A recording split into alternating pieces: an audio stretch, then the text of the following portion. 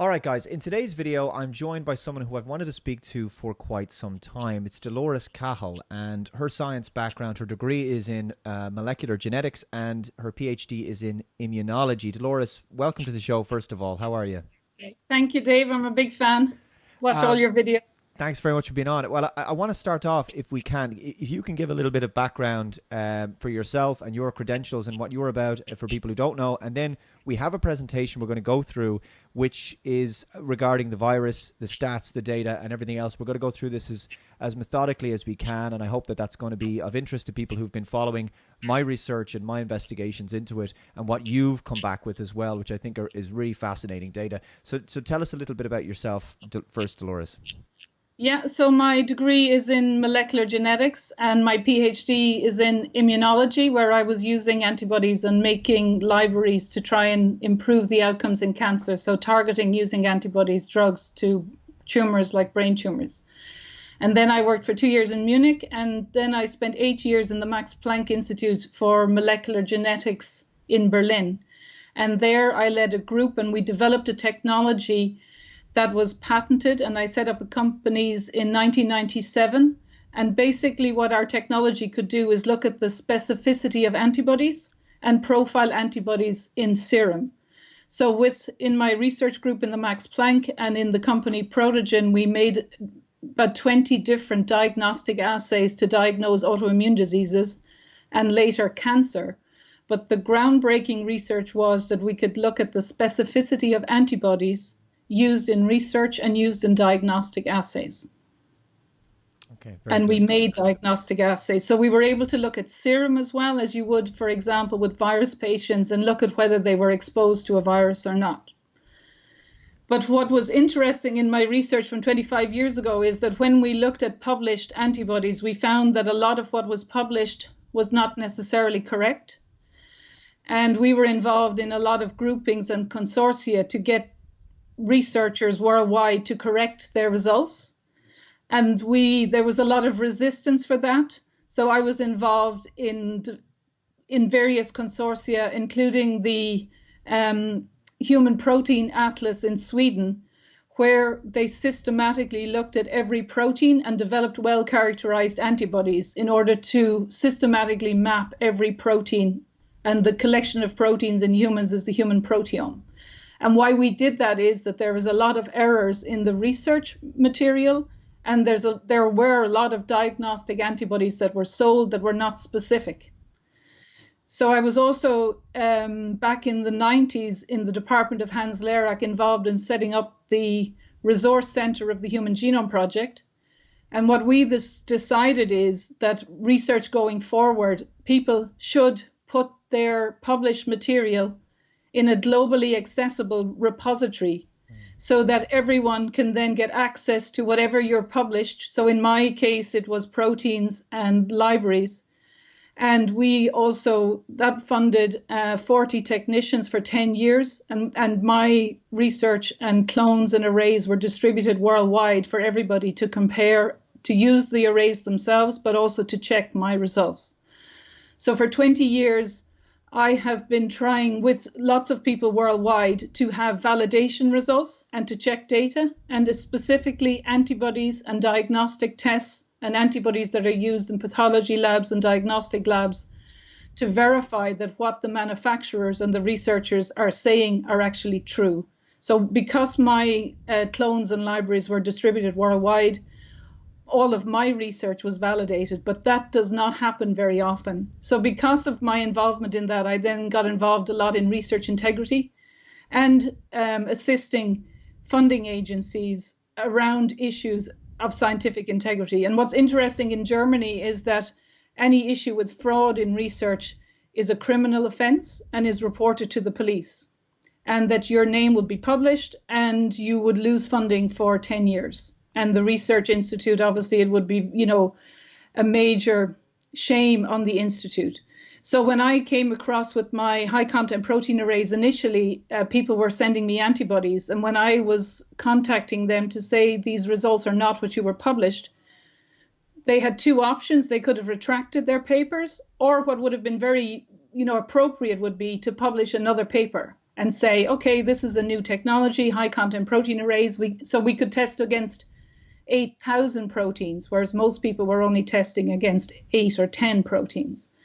But there was resistance to that, so I ended up having to report that to Professor Hans Lerach, who was my boss, the director of the institute, and then go through the mechanisms for research integrity in the Max Planck and the reporting of it, so that at least if I reported it upwards, I wouldn't be colluding in issues. So because my research as well was quite disruptive at the time, I then very quickly got awards from the German Minister for Science, and then I was on the German Advisory Science Council. I advised funding agencies, the BMBF, and I still do 20 years later on proteomics research in hospitals and in genetic research. And I was on the Advisory Science Council here for the strategy for science, technology and innovation, reporting into the government from 2004 to 2013. And for example, I was nominated by Ireland to represent Ireland on the Scientific Committee of the Innovative Medicines Initiative in the European Union, and since 2016, and I'm vice chair of that committee from 2018. And I sold my company Protogen last year in 2019. So just that I have a lot of experience from doing the research and in academia and in running companies. But I think what's also interesting is that I was involved in developing a vaccine for Africa called meningitis B that was EU funded. And what we showed, we looked at meningitis proteins, and we were able to show that just the meningitis proteins on their own were able to elicit an immune response, so that you would not need any adjuvants. And that paper was published. And we actually identified that by getting samples from the Gambia for people that naturally recovered from meningitis. They obviously were meningitis B. They were producing a protective immune response, and we postulated that the proteins that their antibodies bound that kept them well when other people died would give a hint to proteins on this meningitis bacterium that could be vaccine candidates. And we published 8 proteins, and 3 of them were known to be associated with eliciting a protective immune response, and 5 were new. So also in my research as well, adjuvants for up to about 1990 were just a mineral oil, so they were completely safe, and you suspended then the proteins in them and you could eject them, elicit an immune response. So I haven't really done much more work on vaccines, but that meningitis work I had to work, and then eventually I ran a class 3 biosafety lab. So a class 2, class 3 biosafety lab, because meningitis is an infectious agent. And I've worked in a class 4 lab, and I also know the regulations, and we were involved in setting up a lab in my company. And the reason why that's significant is that the regulations are very onerous if you're going to do research in obviously a biosafety lab. So there's not that many people that would have expertise. And if there's issues around whether this virus came out of the class 4 safety lab in China, I would be very aware of the regulations and the procedures that work.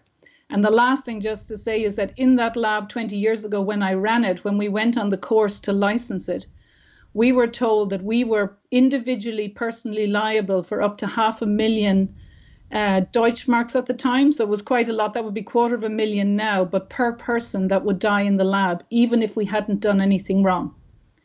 And if you were involved in releasing something that was maybe killing people, you would be personally responsible and you would be prosecuted. So it's just when you go on those courses. So I worked in that lab for about 3 years, and then because the professor who ran it left, I was in charge of that lab dealing with the regulators. So there's not that many people that would have that kind of experience. So. Right. Well, the overwhelming thing that I'm getting from you is that your career has been steeped in data integrity, in transparency, and in trying to the best of ability to engage in good, high quality science.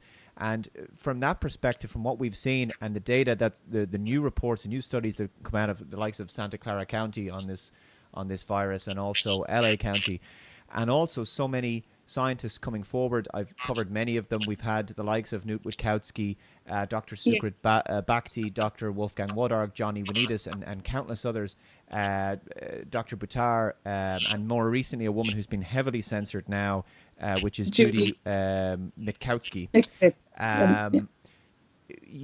at what point, Dolores, did a bell go off or something, and then you realized there's something smells bad about this situation. Something's not quite right. That this is not how science is done. What tipped you off that this is something to look into to verify the data?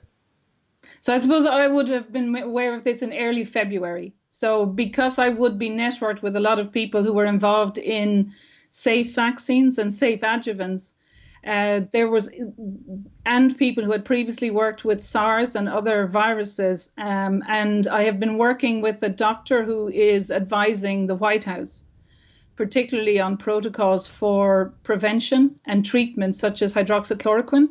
So I had met him in America, and he was texting me from February about the issues of this virus and also around hydroxychloroquine in around mid-February. Right.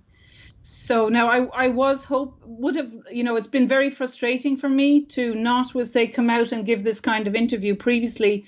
But I think what I would have been saying in my network in February, March and April was entirely opposite to what was going on in the media at that time. So I've decided, there was very little evidence, but in the immunological community. So I suppose there's two major things I want to say to people is that, first of all, there should be a lot of hope that this virus is not as dangerous as it has been shown to be. And also there's major issues like the media are reporting the number of cases when actually someone who has had the virus, like me, I had this virus in January and February, your immune system clears it after 10 days, and then you are immune for life. So you're not a case, you are immune for life. Yeah, so that is a very important, because the way it's been done in the media is as if a case is something dangerous. So if you're immune for life, you should be able to function in the world. And then the second thing is we can see that in Ireland, as in globally, half of the people who die are over 80. And that we'll say children and anyone under 50, unless they have chronic conditions like cystic fibrosis, they will have no issue.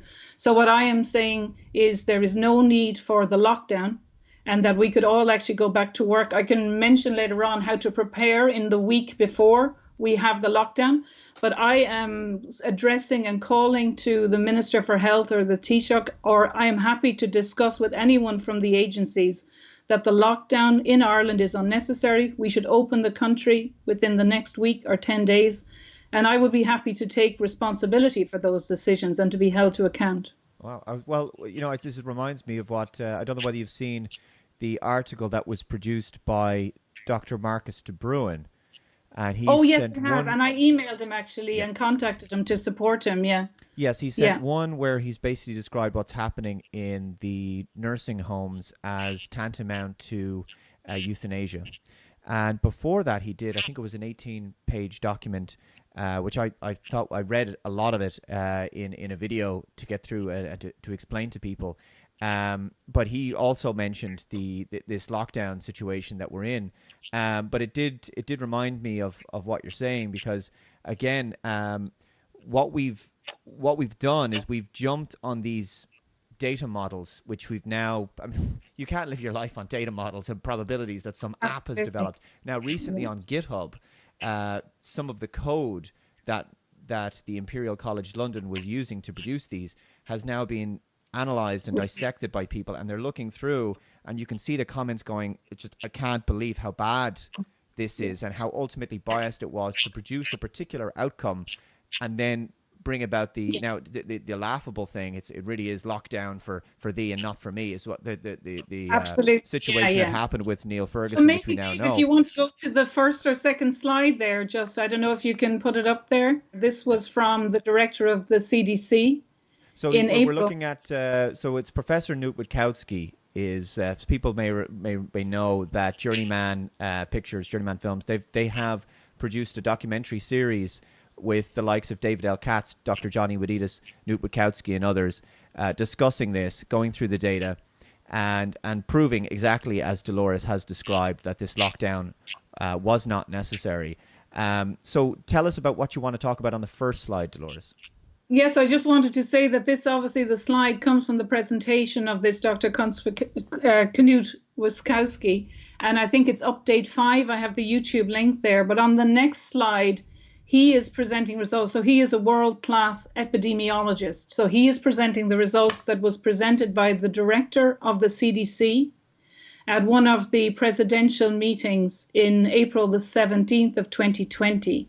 So if you wanted to just take a look at that slide, this is the CDC saying that the Well, I'll tell you various what. viruses. I'll go ahead and read it, and you can give us some more detail. So it says results presented by the director of the CDC presented results USA presidential briefing on April 17th, 2020. CDC ILI net influenza reporting system, and it's a percentage of visits for influenza-like illnesses reported by the US outpatient influenza illnesses surveillance network weekly national summary 2019-2020 and selected previous results.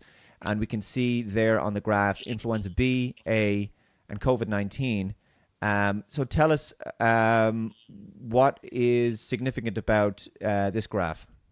So I suppose what people should be aware of is that there are, first of all, in all of our bodies, there are hundreds of thousands of different viruses in our bodies. And it's important that for our natural microbiome that we actually come in contact with bacteria and viruses. And so this just shows that every year, we'll say in the Northern Hemisphere, in the winter time, there is a flu season. And the CDC are just showing that this year, from, we'll say, week 48 in December of 2019 to the beginning of April, or the middle of April, the 12th of April, there were 3 circulating viruses globally. And the first one was influenza B. The second one was influenza A, and the third one was this COVID-19 virus. And that generally, viruses circulate the globe within about 3 or 4 weeks. And so we've already had 3 viruses circulating, and COVID-19, this is data from America, was circulating, had its peak on the 22nd of March. And that means that people were probably at peak infection 10 days before. So the 12th of March, and then the population in America cleared the virus, most of them, within 10 days, and then the virus is gone. And so these results were presented on the 17th of April and from the 12th of April. So there is absolutely no need for lockdown. Now, what I'm happy to say is that people in immunology knew that there was actually no need for the original lockdown because it was well known from China that the 50% of the people were over 80 in China and in Italy and around the world. And there were countries that didn't lock down, like Taiwan and South Korea. This was already in February and March. So we have never in the hundreds of years of infectious diseases quarantined healthy people. Yeah. So because they knew that this affected, so some actually influenza viruses can affect young people, right? But it happens that this one affected elderly people. But what's really shocking and what I want to publicize is it's well known in immunology, you can take preventative measures to boost your own immune system so that even if you were a little bit malnourished or run down, that if you take vitamin D, vitamin C, and zinc, your immune system will be boosted, and also if you eat good nutrition, so that if you come across the virus, you will get it, you will have hardly any symptoms, you will clear the virus, and you will actually contribute to the immune people. So if you were to say to quarantine people for just in their homes, elderly people for a few weeks, then the other 90% of the population would come across the virus. About 80 or 90% of people, if they protect their immune systems, will not have any symptoms. They won't even know they have it. And then the virus will not circulate anymore, so that when the elderly, which could have been the end of April, come out of the quarantine, the virus is actually stopped in its tracks, right? So you can see that when influenza B had cleared the globe from that graph, it's not there anymore. And the reason is that the immune system clears this virus, it's gone. And people develop immunity. And it turns out as well, which is very significant, is the first, so this is the severe acute respiratory disease, was SARS-CoV-1, was in 2003. And this is now called, the other name is SARS-CoV-2. So in 2003, that circulated the globe. And they initially started to have a bit of a scare, but the World Health Organization has said that globally, the number of deaths from the first SARS in 2003 globally was 770 deaths. 770 in the world. But what that means, and there has been 2 more circulating since 2003, and when I looked into it, between 7% and 15% of the global population already had antibodies to these viruses. So that means what Ireland, RTE, and people are calling the number of cases, that even before this COVID-19 came, if you tested people for antibodies, between 7 and 15% of the Irish population would have had antibodies. So in our case, you would have 400,000 people. So what they're reporting is the number of cases of like 400,000 trying to scare people. They're actually people who developed immunity to the last SARS virus, and they would have immunity now. And also for, we'll say, the other 90%, a lot of people might have low level of antibodies, and it's also understood that some blood groups mightn't actually have antibodies in their serum, but actually the virus doesn't get into their cells, so they haven't developed immune response. But when they see COVID again, they are some of the people that have no symptoms because they don't have the receptor for the virus. Well, Dolores, So this is the unbelievably. It's making me kind of angry hearing, because I've known this, and you've unpacked it in this scientific way that goes beyond far more than my layman understanding. I've been covering things from the political and the agenda side of things, from the people who stand to gain from this financially. But it's just so frustrating because it's so unbelievably anti-scientific, anti-nature, I would say.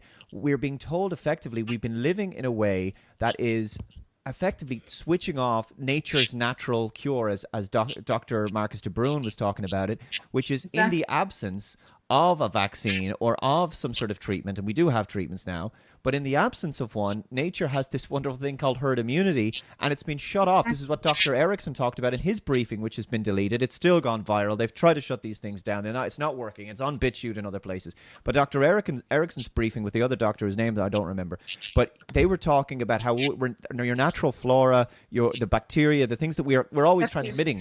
We're always transmitting these things to each other. Mostly we're asymptomatic. And this is actually, what doesn't kill you makes you stronger kind of thing. This is actually improving our strength. But with this social distancing, because I can't stand next to you and you can't stand next to someone else, we're not transmitting these diseases. And it's this derangement that has come around, like a spell has been cast, where we are now aware of something, hyper aware of something that's actually good for us, but herd immunity and this transmission of diseases. But for some reason now there's been this scare, this hysteria where it's a bad thing. And it's incredible because people have latched on to, but there's no cure for it. We don't have a vaccine yet. You don't have a cure for the common cold either. And vaccine efficacy for influenza is not what it's cracked up to be. And yet there you go. So I suppose the thing is, if everybody looks at these viruses, you see influenza B, it circulates the globe, right? So the idea that governments can come and clamp down on something that's come and gone within, like essentially the peak could be about 3 weeks. And because we have plane travel now, and because they are highly infectious, but actually what that's doing is actually boosting the immune system. Yeah. So why, that scares people, Dolores, when they say it's highly infectious. They go, oh my God. And it's like for the Santa Clara study, which they found is, 400,000 people. It was the LA County study now that I recall. Between 220 and 440,000 people have already got antibodies. And what some media studies reported was not the fact that a lot, as Dr. Erickson says, a lot of cases, very little death. And this is a good thing. It's a good thing that lots of people have antibodies. But what they did was, it's much more infectious than we realized. Lots more people have it. Oh my God. Don't focus on the fact that there had been a small amount of death, which means percentage-wise, it's only between 0.1 and 0.3 fatality rate. Don't focus on that. Focus on, it's everywhere. Be afraid. And we're constantly getting these reports from RTE. Some more coronavirus infections. Another few dozen people have died. And it's fear. So I suppose the thing is that, SARS virus circulated in 2003 and essentially every 3 or 4 years since, so that people are immune. So that everybody practically in the world is immune. And so when they reported in the California study, in that Bakersfield study with Dr. Erickson, it turned out the percentage was around 7%, right? So globally, the people have antibodies in general, whether for COVID-19 or not, that would test positive in these things is between 7 and 15%. But it just means the other people don't have antibodies that are detectable, or they don't need to develop antibodies because they're not attacked by these viruses and they don't have any symptoms. So this entire number of cases and this hysteria is entirely wrong. But also, as they discussed, that you actually are infectious for about 10 days, but people will have symptoms. So the way what we should have done is quarantined people who have underlying conditions like cystic fibrosis, also people over, with say 75, and then told them to build up their immune system in the few weeks by taking vitamin C, D, and zinc. And then they could have actually engaged in society and no one would have actually been sick. So that's the thing. There is actually a preventative that no one would have died at all. And also, as we know, and I have a few slides on hydroxychloroquine, that was shown, hydroxychloroquine, by doctors worldwide to be the most efficient treatment for the coronavirus. And I was working with this doctor who was advising the White House, who was involved in writing protocols for countries like India. So what they did was they gave a prophylactic. So the half-life of hydroxychloroquine is 3 weeks. So you could just give one hydroxychloroquine tablet and they cost 10 cents. And it has been used for 60 years for malaria and for 20 years for lupus and arthritis. And it's known to be helpful in HIV/AIDS virus. So it also costs 10 cents. It's freely available. It's mass produced. There was oversupply in the world. So you could only give your first line workers or over 80 one hydroxychloroquine tablet. And because it takes 3 weeks to 6 weeks, they could have taken 2 tablets and they would have no symptoms and there would be no deaths. So how it works in a biosafety lab is if you have something that's highly dangerous, it's called class 4, like HIV. But if you develop a treatment, it then goes down to be class 3 or class 2 or class 1, right? So what they're treating the media, this COVID-19, as if it's a really severe virus. But the fact that if you boost your immune system, 99% of people will able to clear the virus with just normal flu symptoms. And if the 1 in 100 starts to develop a cough, that process takes a few days.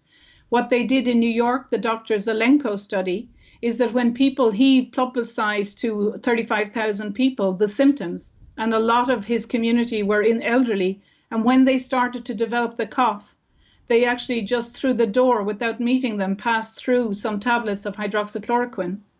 And only 4 out of about 800 of his elderly patients had to go to hospital, and there was no deaths.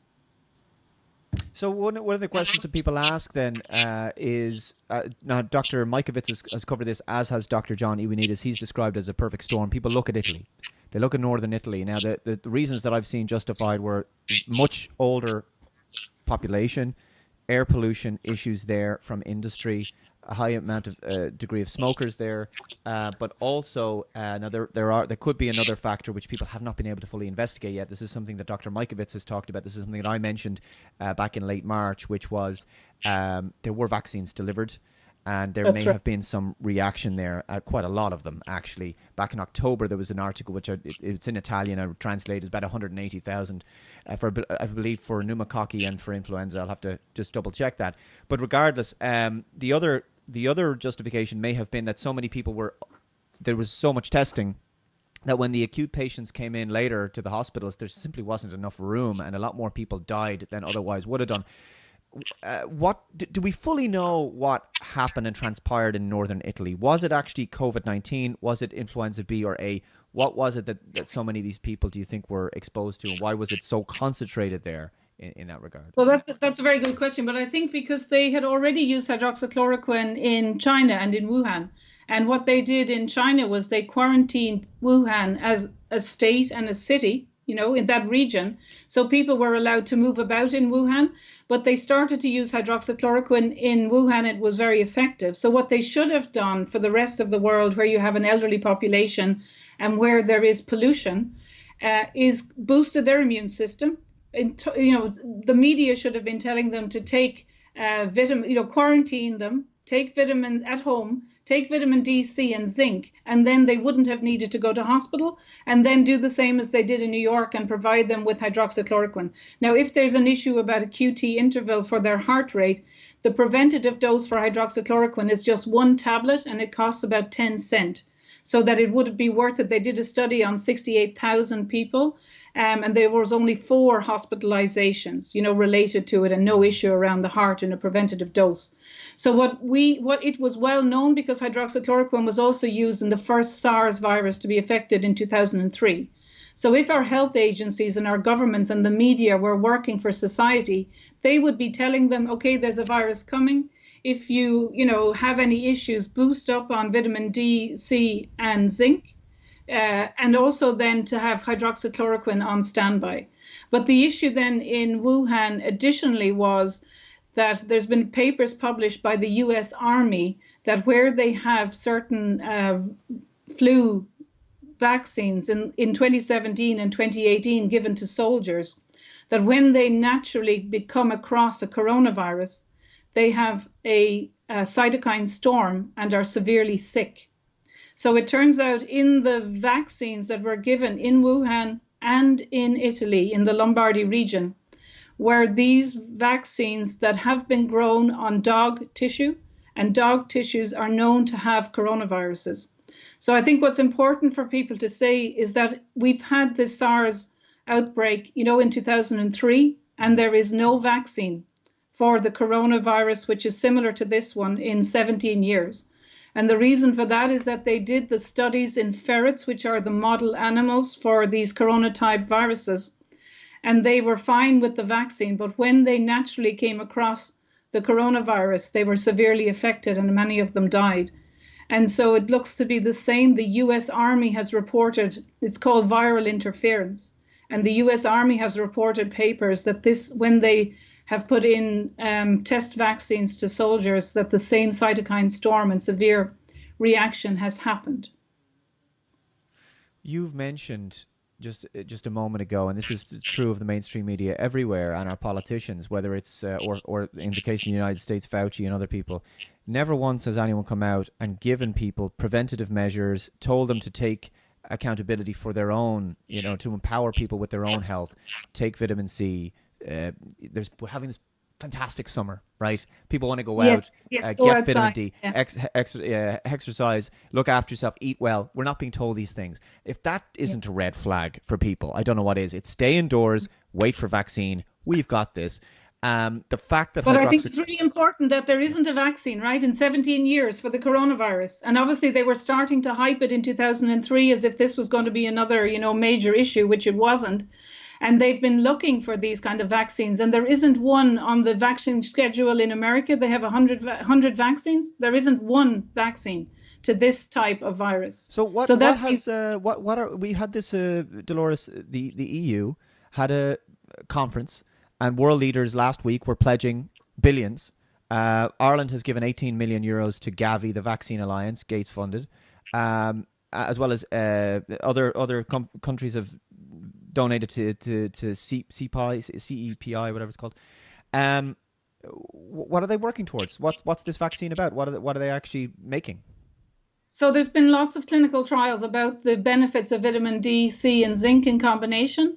And also previously and now, hydroxychloroquine with the AZT antibiotic is one of the treasured drugs, we'll say, globally, because it's so safe and used widely. So what I would be calling for the EU and for Ireland is that there is no need for a drug. So hydroxychloroquine is a treatment. It's available. It's readily manufactured because it's used. People who have malaria take it routinely in countries where malaria is prevalent and they don't get malaria. So it's mass produced. It's really cheap. So any drug that is produced has to be compared to hydroxychloroquine for its safety, it is really safe and effective. Because it turns out from my doctor colleague in America that even people who have been severely affected and were, in ICU, after 1 to 2 tablets of 200 milligrams of hydroxychloroquine, they were recovered and able to walk out. And so the total dose they were given is 3 tablets over 3 days or 5 tablets with the AZT, and they completely recovered. And vitamin C, high dose vitamin C, is also shown to recover people. And it was given to one of the doctors in ICU, and he completely recovered. So I think there is no need for any drugs to be developed. And if they are, they have to be compared to hydroxychloroquine. And there is no need for a vaccine, because the thing is, each of these viruses circulate the globe because they are mutated and slightly different. So that the chase-up time for vaccines can be a year or so. And a lot of them are not tested against randomized placebo controls. So actually, they should not be called safe because they're not safety tested.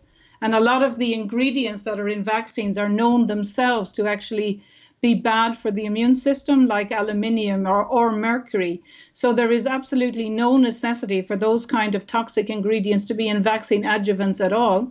And it's been known for like 60 years that just simple mineral type oil is plenty antigenic for the body to elicit an immune response. You do not need to be adding in human DNA, mercury, aluminium, or anything like that. So there is really no need for this kind of hype. And I would, in a way, challenge the media and challenge the Irish government that it's almost neglecting the population, you know, that people are dying unnecessarily, because it was well known this SARS virus has been around for 17 years. Hydroxychloroquine is known as a treatment for decades, as well as it was used in China and all over the world before it came to Ireland. There is absolutely no need for the lockdown. And if we should be reopening the country within a week, and in that week, first of all, young people under, we'll say 50 or people under 50 should just be mingling now, ready to go back to work in a week. Well, and people when you say mingling, do you mean no social distancing, just back to normal, none of this? Yeah, there's absolutely no need. I would challenge anyone to say there is no need for social distancing. There are only 3 organisms that are transmitted in that way, and it's TB and smallpox and Ebola. So this one is not. This one is transmitted if a droplet is on a door handle, but absolutely. And the other thing is that masks, if people actually have the symptoms, they should wear a mask. But if you're like me, you had it, there is no need to wear a mask. But what a mask does, it's entirely the wrong thing. It actually reduces the oxygen supply to you. So it actually, everybody has latent viruses within their body. And because you're under oxygen stress, it allows viruses that were latent, because you're under stress, it decreases your immune system. So there is no need for wearing masks, only if you have symptoms. And if you have symptoms, you should just stay at home for the week, and then you will be immune. There is absolutely no basis for social distancing. And I just like to say there's a lot of thing about this second spike, right? So the more people that are immune. So if young people under 50 or under 60 who are healthy go out and just mingle, right? Even if they don't go to school, but they just mix socially and, you know, and meet their friends. There is no case in the world, except for people who are chronically ill with underlying lung diseases, that a young person has died. And also young people do not give it to adults. Adults give it to young people. But how you stop a virus is that you get a percentage of the population to become immune. And then there's like enough people that the virus circulation stops. So that within 10 days, if the students go out, you know, tomorrow, literally whatever day we have, the 12th of May, and mingle, and I would challenge the government, I would take responsibility for this decision, right? They have to take a leadership role and come out. And people under 50 will say for this week, the schools are just social interactions for kids can go back from next week. And people who are over 80 or elderly should be taking their vitamins. GPs could stock up on hydroxychloroquine, and then over the next 3 or 4 weeks, the people that have underlying conditions can mingle. Ireland should be saying we're open for business from the 1st of June. We should open our hotels and our restaurants. There is absolutely no requirement for social distancing. And if you boost your immune system, there will be no second spike. And also the number of cases, I think, as I mentioned earlier, Dave, is actually people who are immune for life. Okay, so the way RTE is reporting, we had 1,000 cases or whatever, they're people who have got the virus. They mightn't even have symptoms. They've cleared it. They are immune for life. They will never be affected by this. The country can go back to work. And I would challenge to be on any radio station. I'm happy to, be on and be interrogated by the Taoiseach, the minister, all of these people at the same time on any forum. Well, and I think actually the last thing I just say is for RTE to get its TV license, right? They have a responsibility. And in my opinion, I think they're actually putting the lives of Irish people in danger, because if you instill fear and you force isolation, there's actually deaths and, abuse and, people. Well, this is what we have. We've people laid off. We've destroyed our economy so that people will be put into poverty. Poverty equals more disease, okay? Poverty will equal the collapse of a good quality healthcare system, which we didn't really have anyway. We had an enormous amount of people on trolleys. We had an enormous amount. We were already at a huge capacity. Now we've reduced it because we're seeing, and I keep hearing this over and over again, Dolores. I know someone who's actually a doctor in radiology in a fairly large Irish hospital in Dublin has said the same thing. Yeah, we were busy, but we never had the surge. We were kept being told that all these data models. Now, I'm seeing another article on the Irish Times, and it says COVID-19, over 560 staff at meat processing plants infected. I'm not going to read too much into it, but I want people to understand what's happening.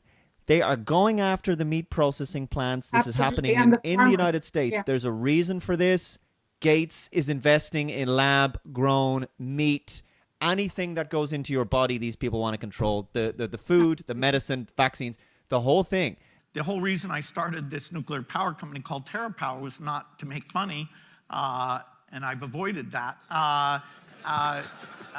But although the artificial meat companies I put money into, I'm going to make more from those than I lost in the other ones. But why there? It's not happening in Amazon. It's not happening anywhere where people deliver to your home. It's not happening in the supermarkets. Not shutting down supermarkets. No. What I would be saying is that the Irish Times and RTE should be reporting that these people are immune for life. They are immune for life, right? They're not a case. Well, instead they have an article here, new measures for reopening will see Irish workplaces change beyond recognition. And I'm seeing this very disturbing. The new norm. Handshakes will be banned. Handshakes banned. Temperature testing will be carried out. I saw a similar article in Bloomberg. You're going to be plexi screens. Meetings can only be of a certain size. They had a ridiculous thing in the Bloomberg article I read the other day, which is that you'll use a kind of a traffic coordination app like Waze. So if you want to go from your desk down the corridor to the printer or to the toilet or whatever, you're going to have to first know who's moving around where, constant surveillance. This, to me, is about control, and I don't care how conspiratorial people think that is. You have clearly stated it. Anybody who is not funded by these organizations can clearly look at the data and the veracity of it and look at it and say, look, this entire thing is very easy to debunk. And so, look, there's no money in cures. I would like to go a little bit further, is that I think actually whether RTE has its license, right, that they have a responsibility to look after the health of we pay their salaries and we pay their license. And I'm actually calling, and if anybody wants to contact you and get in touch with me, that we have an inquiry into whether RTE has acted responsibly and put the health of the nation of people. And they've actually, because, you could actually call it, if you do have unnecessary deaths in the hundreds, it's almost a crime against humanity. If there is known to be a prevention and if there's known to be a treatment, I think we should question whether they are entitled to the license fee and their monopoly. I think we should actually, I would be for removing an inquiry into how RTE and the newspapers in Ireland and in fact the health agencies and the government have actually presented the data. It's been misleading, incorrect and causing fear. And I think we should actually, I would be happy if there's any experts or solicitors or whatever, and I'm very happy to be supporting Tracy O'Mahony. And what I have said to Tracy is that I personally will take a legal case against mandatory vaccinations as the person taking the case, because there is no way I would support mandatory vaccinations. It goes against our human rights. And if there are barristers or solicitors out there, I will challenge the government now at every step. I want to take a case. And I would also, if people are forced or there is anything in their employment for forced testing, it is incorrect. It's not supported by the evidence and it is unnecessary. And we have to call it out now, because this is a trick that they can play every year, right? They can have a scare.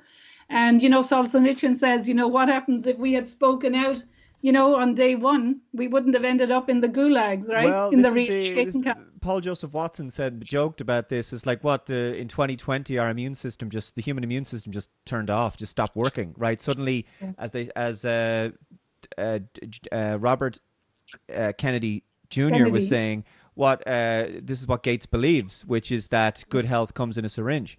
as opposed to I'll take my chances with Mother Nature. This is clearly now sizing up to not being the new Spanish flu. We're very clear on that at this point. And also, I suppose it's like the joke, that COVID-19 has a cure for cancer and cardiovascular disease, right? Nobody's dying of those diseases anymore. Yes, well, we know this from the death certificates, which Scott Jensen in the United States, Dr. Jensen came forward, and as well as Annie Bukacek have gone through, and I've gone through that guidance from the CDC and how broad it is, which is that people are dying with a disease as opposed to from it. And then similar guidance was given in the UK. I would love to see the documentation that the HSE gave out to doctors, because I'm sure it's something along the same lines. We have more slides. Is there anything that you want to go through further? I suppose if you want to go to the next slide, it's just the World Health Organization says, that the deaths would be around 3.4%. Yeah. Now, of course, so the title was World Health Organization estimates global mortality rate for coronavirus is 3.4%. I'll just go on to the next. A lot of if you do any searches in Google, it's all about new cases confirmed, as opposed to these are people who are immune for life and will no longer transmit the disease. So the next slide then is just I've calculated the number of deaths in Ireland every year. So that works out in 2017, it was 30,400, the number of deaths, and the number in 2018 was 31,000. So that's about 2,500 deaths per month. So I think what we as Irish people need to review is there an increase in the number of deaths overall when we look back at this time? Now, every other country are publishing the deaths per week, so you can track it, but I found it very difficult to track the number of deaths. There has been an increase in deaths in the UK, in England and Wales, and what they're now seeing is that it hasn't gone beyond, the COVID deaths have not gone beyond the spike of January, and so what it appears to be is that people are dying as a result of lockdown. This means that they're not getting treatments because elective surgeries have been cancelled. Cancer patients, they're not getting the treatment that they need. They're being kept at home. Yeah. And of course, suicides are increasing. There's been a huge increase in calls to suicide prevention hotlines. Why wouldn't there be? I mean, people are effectively in solitary confinement. Even in prisons, solitary confinement is considered a punishment. And this is where we are. Okay, it's not quite the same as a prison, but it isn't far off, particularly if it continues to be prolonged. The mental health damage. People have uncertain futures. We put millions of people out of work globally, and now they're obviously going to have heart disease, uncertain futures. This is what's going to do to people. There's no concern about that level. It's just get as many people onto welfare as possible. It seems to me. Collapse the economy. I included, just to finish off that point, in the next slide, it just happened to be from the Irish Mirror online, and it has full breakdown of Irish corona deaths had underlying conditions. But the sub-headline is the death rate in Ireland is at 6%. Did you see that? Yeah, I see it. But when you actually go down to the article, they're saying, how many people died, which was 1,147, right, died. But there is no recognition about what are the monthly death rates. You should be the overall death rate that would happen was, say, in a particular month, and then are there additional deaths? Because it could be that these people just died, but they didn't die because of coronavirus. They tested positive, which may be the case. But I think the real issue is that people can take these vitamins and zinc and boost their immune system, so there won't be any more deaths for the next so-called phase, of when people mingle. And if the doctors have hydroxychloroquine at the ready, and the next slide is just where hydroxychloroquine has been shown as the most effective coronavirus treatment in a poll of doctors globally, and there was no financial incentive. This was just a survey. So, we do have a treatment, even though we are talking about deaths. Why I think there needs to be an inquiry into the media and the politicians that these deaths were preventable if they had informed them how to protect their immune system, and if they had had the drugs, and those drugs cost 10 cents. So someone who's in one day in hospital costs thousands of euros. So it's not like the drug is going to cost much more money than any kind of high-tech medical equipment. So even though we are talking about deaths, we need to publicize this now, because hydroxychloroquine will work for all these type of viruses, these coronaviruses, the next time we see them. So we need to stop the politicians and the media using this as a fear-mongering propaganda tool to try and take away rights from people and to make them more sick and to force vaccinations on us. Yes, absolutely. And of course, what goes along with that is digital certificates of immunity, which is to say you have to be able to prove your immunity from going forward, which is effectively like the NCT for human beings. You have to prove your roadworthiness or your ability to, as Gates has said, large public gatherings will not be possible until the population are widely vaccinated, which is basically holding people at syringe point. Was there more slides that you wanted to go through to illustrate the point? There was one. Well, no, if you just go down, I think it was the 12th slide. Yes. Unemployment kills. The longer lockdown lasts, the worse it will get. So I saw some newspaper article now. I didn't read the research, but on average, apparently in the United Kingdom, 30,000 people were diagnosed with cancer. And in the equivalent month, only 5,000 people were diagnosed with cancer, right? So it means for conditions like brain tumors or ovarian cancer or melanoma, there will be a spike in the death rate because of this misdiagnosis. And I am fearful that then they will attribute that to the second spike, right? And to try and fearmonger again. So we need to, and also if people are not informed how they protect their immune system now with vitamins and have hydroxychloroquine at the ready, it's almost like they want to have a high increase in death so that they can retrospectively justify the lockdown, so that they can retrospectively justify these curtailments in our freedoms. And I'm sure you're aware of Event 201 and that the IMF had pandemic bonds, that the pandemic had to be called by the end of March 2020 for those bonds to pay out.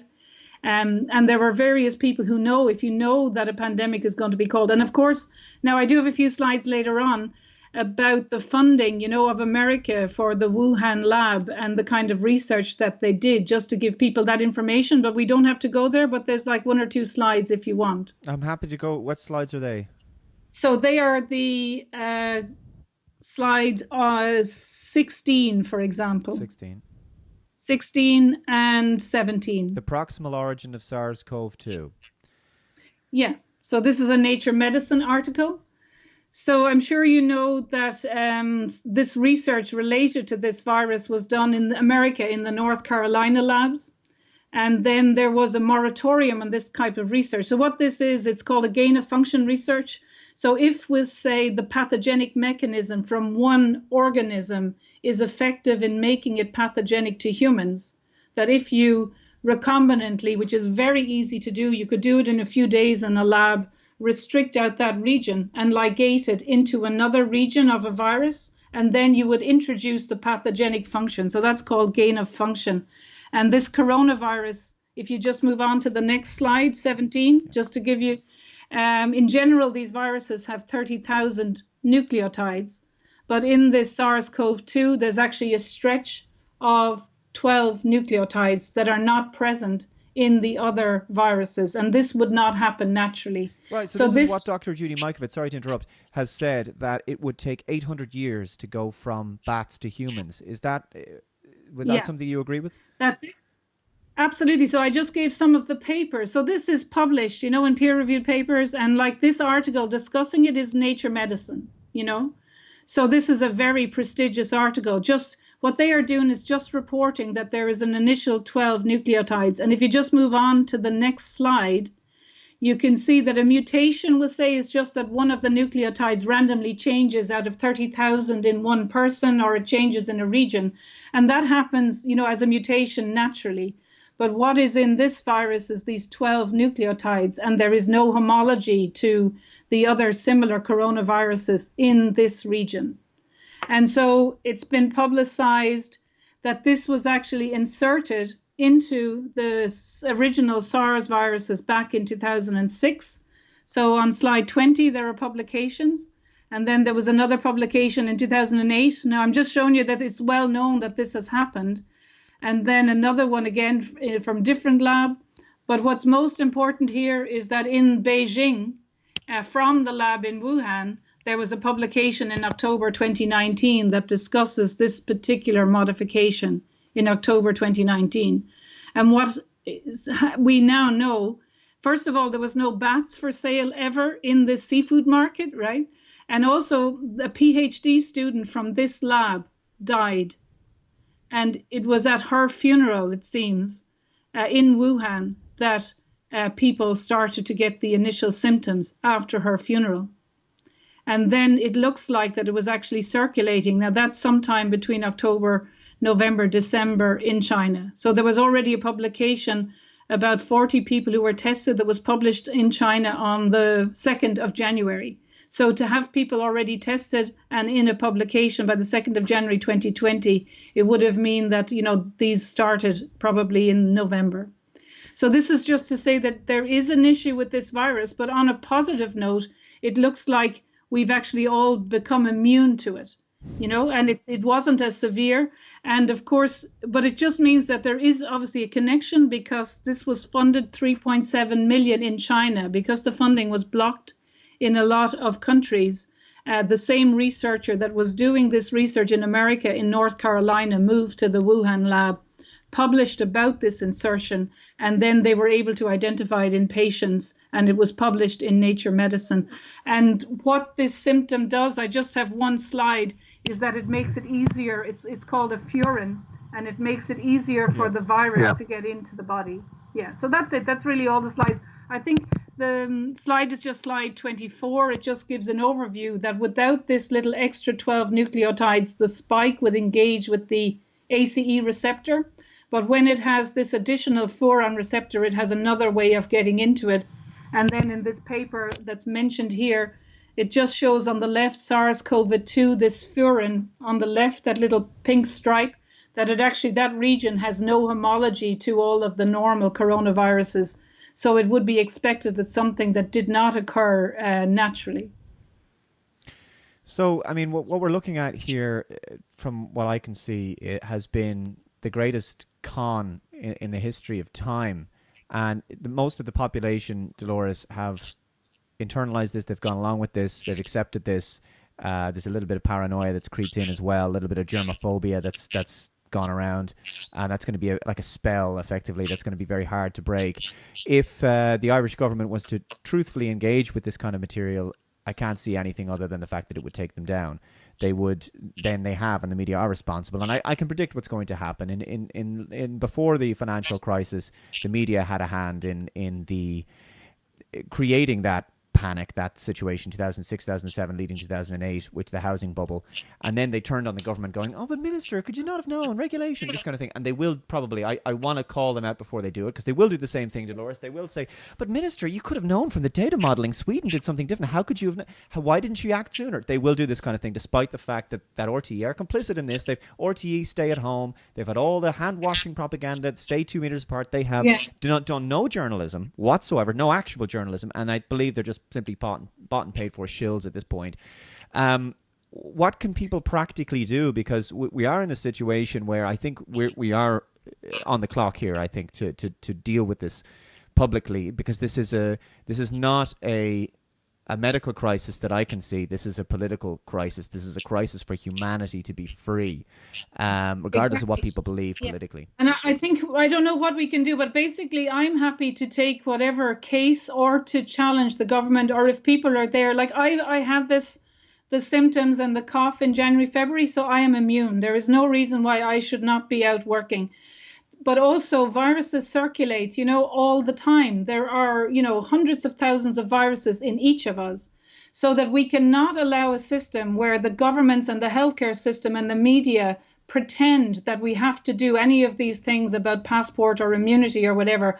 We just have to stop it now and call it out. And actually, if you look at the Irish Health Act 1947, it's very unclear. It just says infectious diseases. There is no link between the deaths associated with infectious diseases. So that act has to be looked at. And also the guards are entirely wrong in what they are doing. There is no need for guarded checkpoints. There's absolutely no need. If you are with your family, if you're in a car, there is no medical reason. And I am happy to challenge the Garda Commissioner or any of the guards. If you're in a car with your children, it actually boosts your immune system to go to the sea, to hike. And, if you're under like 70 or 65 and you've no underlying conditions, this is all a hoax. And we have to call it out. And the reason why it's a hoax, it's not that we're not worried about people dying, that if you boost your immune system with vitamins and zinc, you can clear the virus. there is a very effective treatment, hydroxychloroquine, and people under 70 who are healthy will be naturally immune anyway, like a flu. So there is actually no section of the population, if they're not protected and given the treatment and boost their immune system, that actually need to be indoors. And we need to call out the police, we need to call out the journalists, the media, RTE. They are not serving the Irish people. And also the civil servants who are in these agencies and the government, they are being paid full time and they have pensions. There is really no consequences for them. Whereas if you're a taxi driver or you work in a hotel or you work in a restaurant, you are losing your income and you are going to have, be in poverty because of this. And on the positive note, though, I'm actually going to talk with Fiona on Gran Torino again tomorrow, and we're going to go through more about the economic consequences. I think if there's like 1% of Irish people who are awake, that we actually need to just get together and decide we are not going to be played, because it's almost like the government wants to ruin Ireland and ruin sole traders and ruin small business and destroy. There is no need. Our tourist industry should be open from the beginning of June. So we have to actually call them out and almost get together and decide, okay, in every little town in Ireland, we are going to shop in local stores. We're going to try and help each other and maybe even, liaise with farmers so that if they have food, that in local areas. And of course, the EU regulations, the 500,000 that make it very difficult. 90% of our potatoes were imported in 2018 and 90% of our onions. So for a country that really we should be growing our own food, we should use this panic against them and say, we don't want to be importing and depending on a globalized economy. We actually want to eat healthy food. We want to be given the tools by the doctors that keep us healthy, not trying to inject us with things that contain substances like aluminium and mercury that are unnecessary and haven't been safety tested. So I think what they want to do now, like you're saying, what they want to do, the media, is make us worried, say, oh, there's 30% unemployment, so 1 million people are on welfare, as if Ireland is in a spiral and there's not down and there's nothing we can do. But actually, if we realize the government is not working for the benefit of the Irish people, and neither is the media, and essentially neither is the civil service and the healthcare system, that we almost need to have an alternative conversation for how we can get small businesses. There's actually no agency in Ireland supporting small businesses that serve the Irish market. And actually, in a free market economy, someone entrepreneurial could try and support Irish business.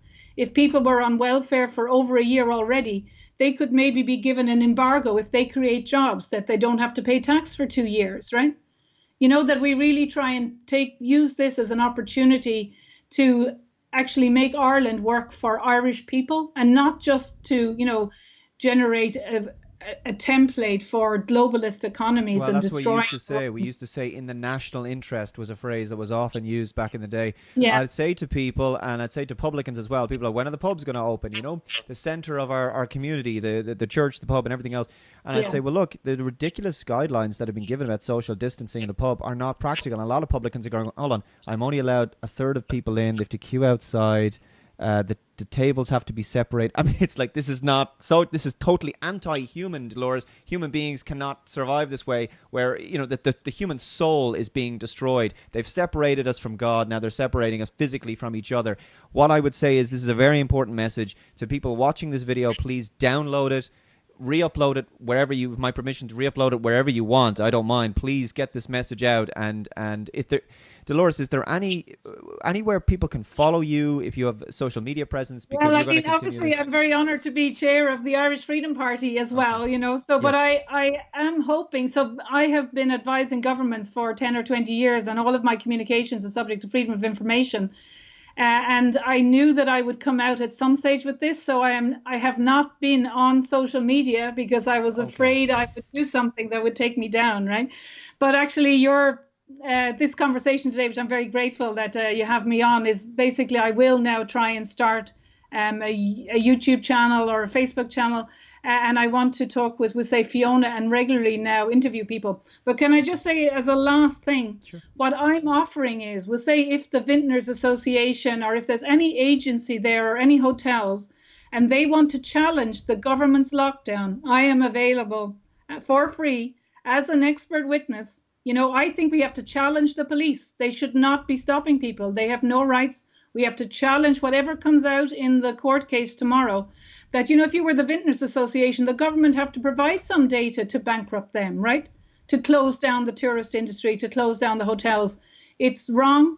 And, you know, if they have someone, let you know, any agency go to court, or the pubs or whatever, and say, this is unnecessary, challenge it. And I would be very willing to be a witness to support them for free, and or to challenge the government, or to go in any debate on News Talk or RTE or local radio. We need to call it out. And I think if people realize, you know, how our government is not working for us, and they're wasting our money, instilling fear, ensuring that old people like die when they could easily be protected, it's actually shocking. And, you know, where are they going? If they get away with this, they will play this, because, you know, scaremongering about disease has been used over thousands of years as a way for, you know, empires to get control. So this one, it's nutrition, vitamins will prevent people getting symptoms. There's a safe and effective drug, hydroxychloroquine. The QT interval in the elderly can be measured. It would be very cheap. They can have hydroxychloroquine, and we can all go back to work in a week's time. Well, on that note, I'm going to try and get this video in front of as many of my neighbors. I'm going to literally, if I have to put it on in a little USB stick through the door, bloody watch this video and make sure, because look, you are armed with the facts, Dolores. We are getting biased information. We're getting what is effectively, people have described that we're in a marketing campaign for a very new world, which is a world where mandatory vaccinations every year or on an ongoing basis with digital immunity certs. You'll never be free. They will own your blood, your bloodstream. They will own you. You'll be nothing but a drone. You will be a product and property of these vaccine consortiums, and we cannot permit that to happen. But look, thank you so much for being on. Like I say to people, please share this far and wide. God bless you, Dolores. Thank you so much. Thank you, David.